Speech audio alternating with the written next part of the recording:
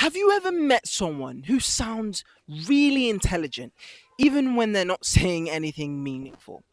Well, that's because sounding intelligent has less to do with being intelligent and more to do with communication. And today, I'm going to show you not only how to sound intelligent, but how to be intelligent as well. One of the strangest things about human beings is that we don't just judge people based on what they're saying, we judge them based on how they're saying it, how confidently they're saying it, how clearly they're saying it, how emotionally coherent they are when they're speaking. And that means that people can sound intelligent without actually being intelligent.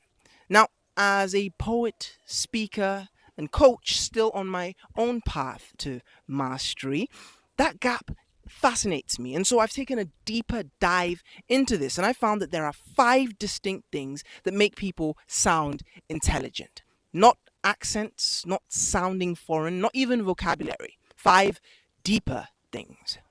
Number 1, specificity.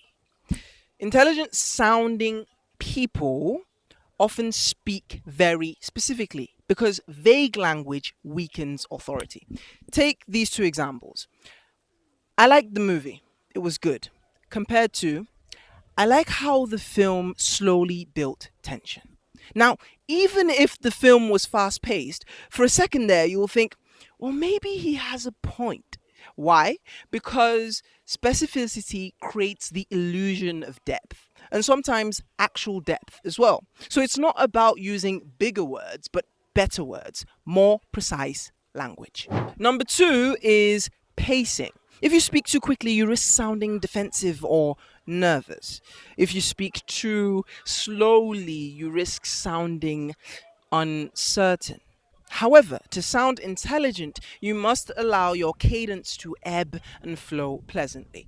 The rule of thumb in the speaking world is to speak at 92 beats per minute. Now, you can check out the full video that I made on this specifically.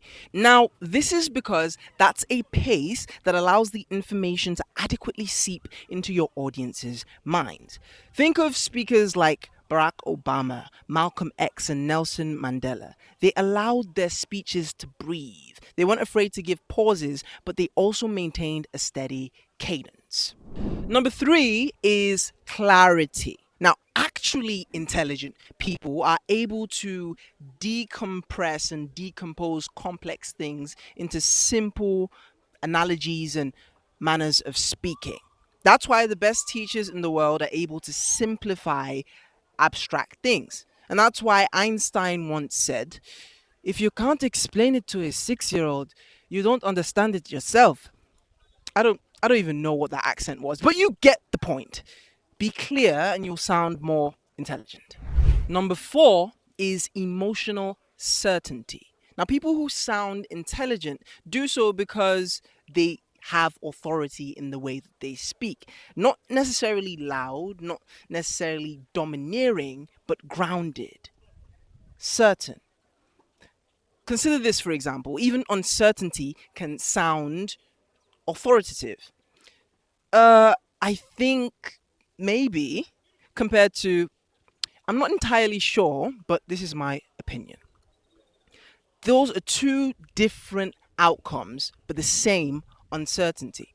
And another trick that you should understand here about sounding authoritative and emotionally certain is rising and falling tone.